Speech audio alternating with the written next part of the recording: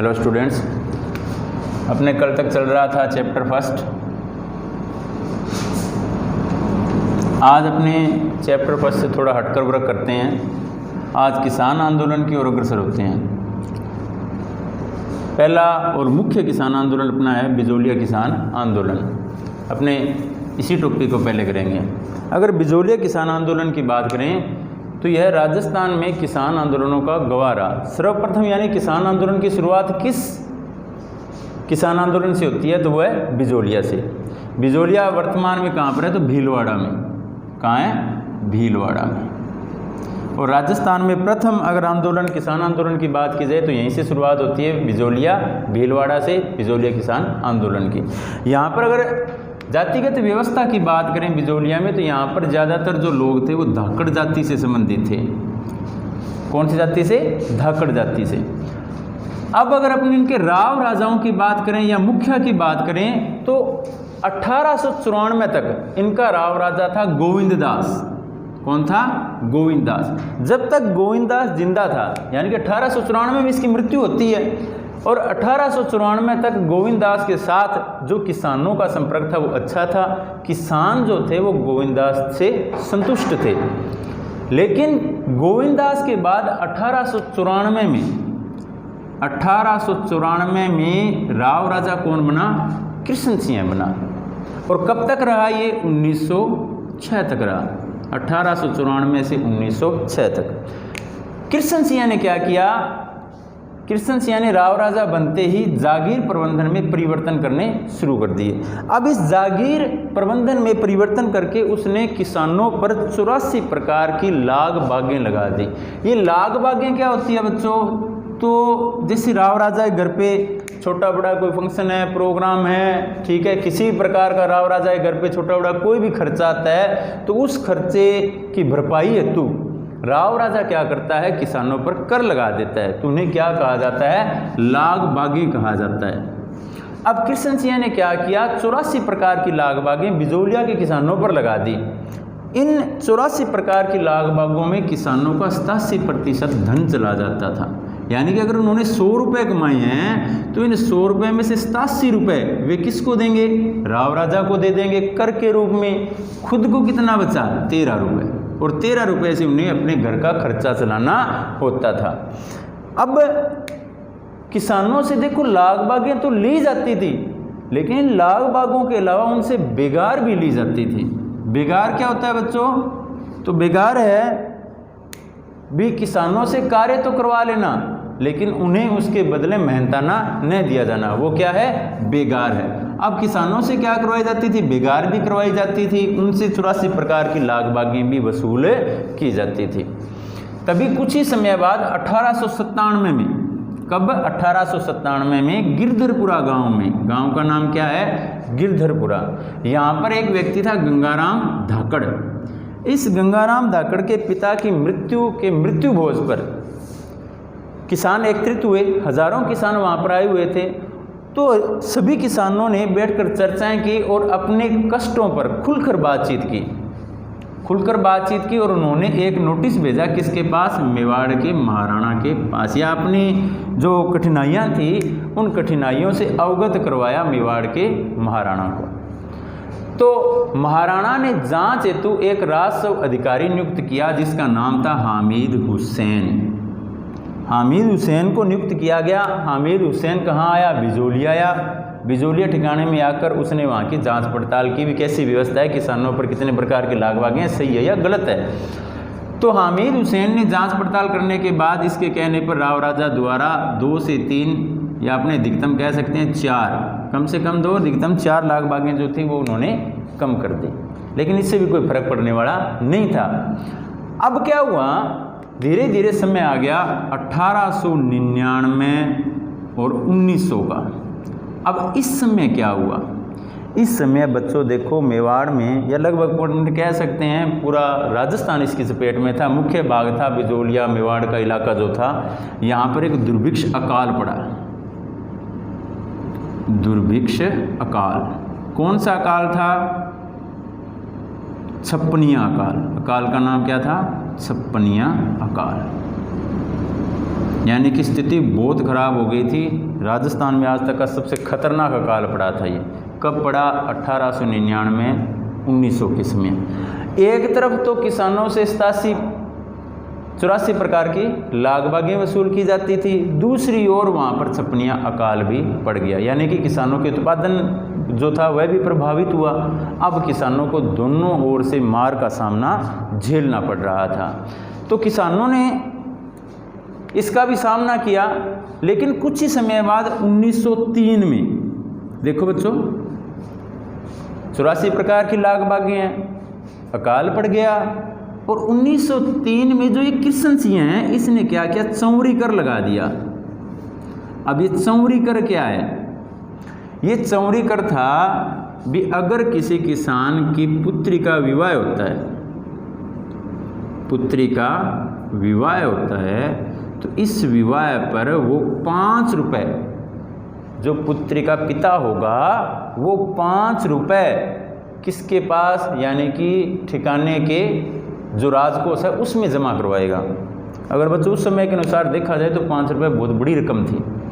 अब किसान दोनों तीनों तरफ से देखो, यहाँ से 84 प्रकार के लागबागों का सामना कर रहे थे, छपनिया अकाल पड़ा हुआ था, ऊपर से चौरी कर भी लगा दिया गया। किसान चौरी कर देने में असमर्थ थे, तो उन्होंने क्या किया? इस चौरी कर का विरोध किया। और विरोध किस प्रकार किया? चुपचाप रहकर अहिंसात्मक गतिविधियों से। उन्होंने क्या किया? 2 वर्ष तक, कितने समय तक? 2 वर्ष तक अपनी पुत्रियों का विवाह ही नहीं किया। 2 वर्ष तक उन्होंने अपनी पुत्रियों का विवाह नहीं किया और शांत रहकर इस चौरी कर का विरोध करते रहे। अब चौरी कर को देखा जाए तो उन्होंने इसका विरोध क्यों किया? पहली बात तो ये उनकी जो पूंजी थी वो जा रही थी, दूसरी बार उनका सामाजिक अपमान भी हो रहा था इसके अंतर्गत, तो उन्होंने इसका भरपूर विरोध किया। अब क्या हुआ? इसी के साथ चौरी कर की लाग उठा देने के बाद फसल में ठिकाने का जो हिस्सा था 2/5%, इनमें कुंता लेन, जो कुंता लेने वाले आदमी थे। अब ये कुंता क्या होता है? या कुंता लेने वाले 20 आदमियों के साथ, जो कुंता लेने वाली थी वो 20 आदमियों के साथ। देखो बच्चों आपकी बुक में ये दिया हुआ है, एक तो ये 20 आदमी क्या है, एक ये कुंता क्या है। तो ये कुंता क्या है? खड़ी जो फसल होती है उसका ठेका मारने वाले जो लोग होते हैं उन्हें क्या कहा जाता है? उसे क्या कहा जाता है? कुंता। और उनके साथ 20-25 आदमी, 15-20-25 जो आदमी आते थे उन्हें भी कुछ हिस्सा देना पड़ता था उसका, तो उन्हें क्या कहा गया? 20 आदमी। किसानों ने इनका भी भरपूर विरोध किया था। अब देखो धीरे धीरे समय बीतता चला गया, 1906 का समय आया। 1906 में किसकी मृत्यु हो गई? मैंने आपको यहाँ बताया 1894 से 1906 तक कौन रहा? राव राजा कृष्ण सिंह। तो 1906 में कृष्ण सिंह की हो गई मृत्यु। 1906 में नया राव राजा कौन आया? तो पृथ्वी सिंह। देखो पृथ्वी सिंह कृष्ण सिंह से भी आगे बढ़ गया, लागबागें चल रही है, बेगार ली जा रही है, अकाल निकल गया था, चौरी कर लगाया जा रहा है। दूसरी साइड पृथ्वी सिंह ने क्या किया? किसानों पर तलवार बंधाई नामक कर रोक लगा दिया, तलवार बंधाई नामक कर लगा दिया।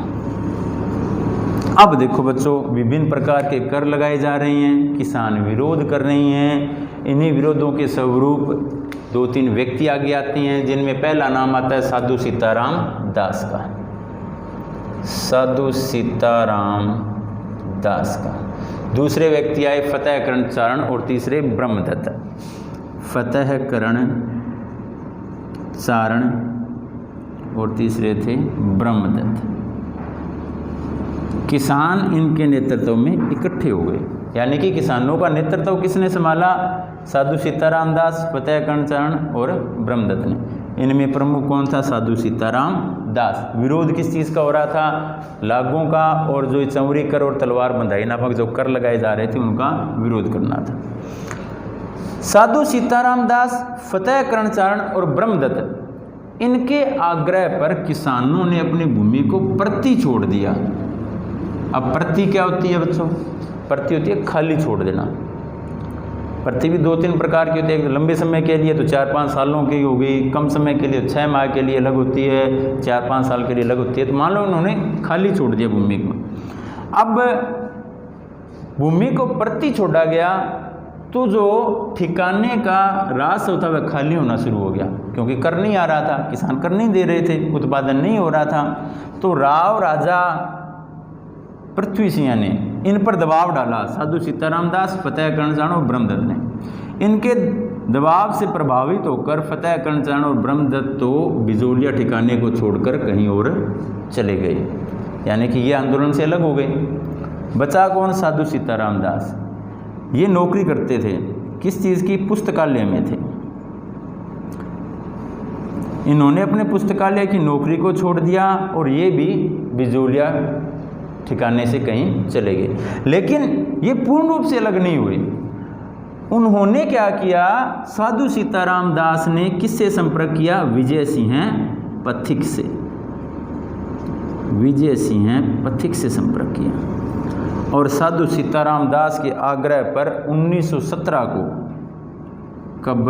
1917 ईस्वी को विजय सिंह पथिक ने बिजोलिया किसान आंदोलन का नेतृत्व अपने हाथों में ले लिया। तो देखो बच्चों, इन्होंने यानी विजय सिंह पथिक ने जब आंदोलन अपने हाथ में लिया तो इनका सबसे बड़ा कार्य क्या था? किसानों को एकता के सूत्र में बांधना। अब इस हेतु उन्होंने क्या किया? किसानों को एकता के सूत्र में बांधने हेतु उन्होंने क्या किया? तो देखो, उन्होंने 1917 में नेतृत्व अपने हाथों में लिया और उन्होंने हरियाली अमावस्या के दिन,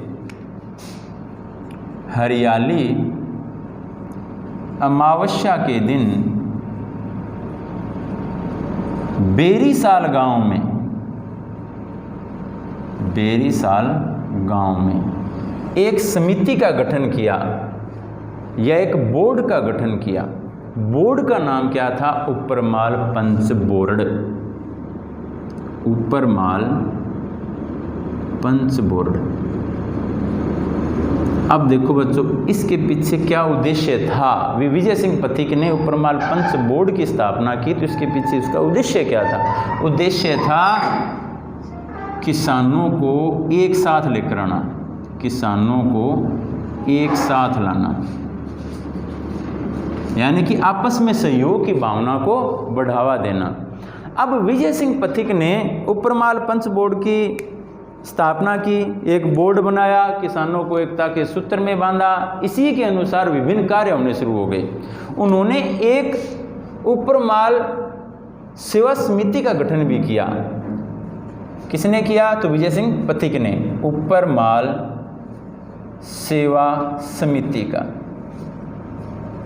अब इस समिति का गठन करने के पीछे उनका क्या उद्देश्य था? इस समिति का गठन करने के पीछे उद्देश्य था युवाओं को इससे जोड़ना, युवाओं को इससे जोड़ना। देखो, इससे तो सभी किसानों को जोड़ा गया, लेकिन उपरमाल सेवा समिति से किसको जोड़ा गया? विशेषतः युवाओं को जोड़ा गया। जो लगभग 15 वर्ष या 17 वर्ष से अधिक आयु के जो लोग थे, उन्हें इससे जोड़ा गया। इसके अलावा उन्होंने उपरमाल का डंका,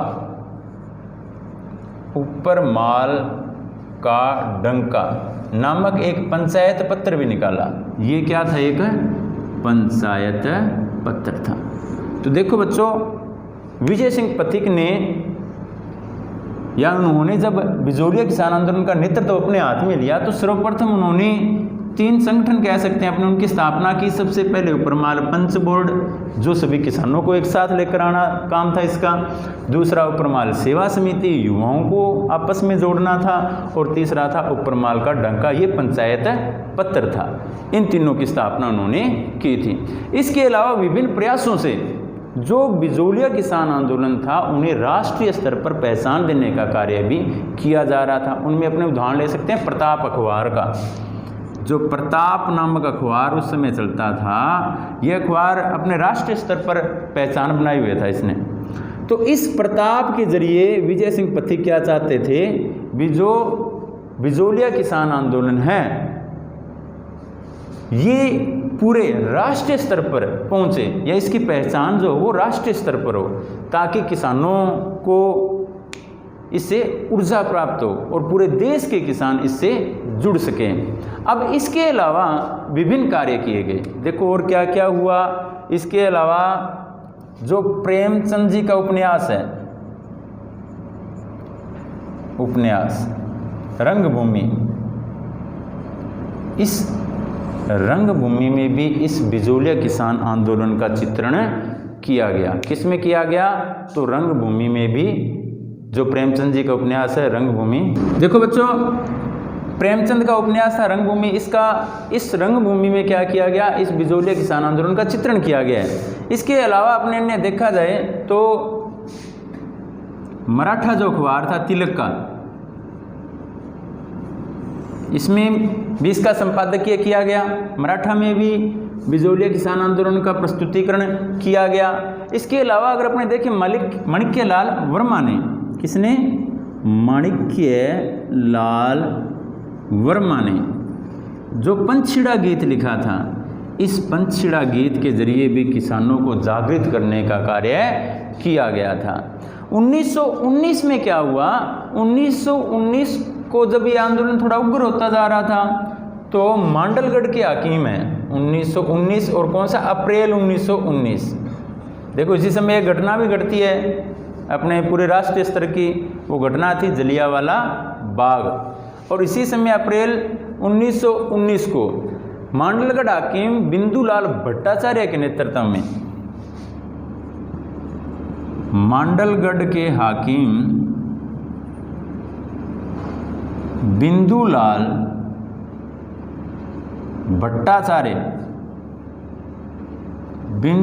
भट्टाचार्य के नेतृत्व में एक आयोग का गठन किया गया। आयोग का गठन हुआ। इस आयोग ने जो सिफारिशें रखी वो किसके पक्ष में रखी? तो उन्होंने किसके पक्ष में रखी? किसानों के पक्ष में रखी। लेकिन इस आयोग की जो मांगें थी, उन मांगों को जो मेवाड़ महाराणा थे उन्होंने अस्वीकार कर दिया, नहीं मानी गई मांगे। अब किसानों का जो आंदोलन था वो और उग्र हो गया। तभी क्या हुआ? राजस्थान के जो एजीजी थे, राजस्थान के एजीजी यानी कि agent to governor general, AGG का अर्थ क्या हो जाएगा? Agent to governor general. कौन थे? Robert Holland. उनकी अध्यक्षता में एक समिति का गठन किया गया। रॉबर्ट हॉलैंड की अध्यक्षता में एक समिति का गठन किया गया। अब क्या हुआ? इस समिति ने सिफारिशें प्रस्तुत की और इस समिति के अनुसार लगभग 35 जो लाख बागें थी उन्हें कम कर दिया गया। कितनी लाख बागों को कम कर दिया गया? तो 35 लाख बागों को कम कर दिया गया। 1922 की बात है। कब की? 1922 की। अब देखिए बच्चों, 35 लाख बागों को कम किया गया, लेकिन अगले ही वर्ष इन 35 लाख बागों को वापस शुरू कर दिया गया। तो किसानों ने इस आंदोलन को और अति उग्र कर दिया 1923 के लगभग। अब 1923 तक यह आंदोलन और अधिक उग्र हो गया। इधर से विजय सिंह पथिक पर भी दबाव था। तो विजय सिंह पथिक ने क्या किया? इन्होंने भी माणिक्यलाल वर्मा या ब्रह्मदत्त इनकी भांति किसानों को भूमि प्रति छोड़ने को कह दिया। क्या कहा? प्रति छोड़ना या खाली छोड़ना या खेती नहीं करने का कहा। तो जो जमींदार था पृथ्वी सिंह ने क्या किया? जो ये प्रति भूमि छोड़ी हुई थी या किसानों ने खेती करना छोड़ दिया, तो उनकी ज़मीनों को दूसरे किसानों को आवंटित करना शुरू कर दिया। अब विजय सिंह पथिक पर यह सारा इल्ज़ाम लगा दिया गया, अभी उनकी ज़मीनें, किसानों की ज़मीनें छीनी है। तो वो किस कारण छीनी गई है? विजय सिंह पथिक के कारण छीनी गई है। तो विजय सिंह पथिक इस आंदोलन से अलग हो गए। कब हुए? 1927 को।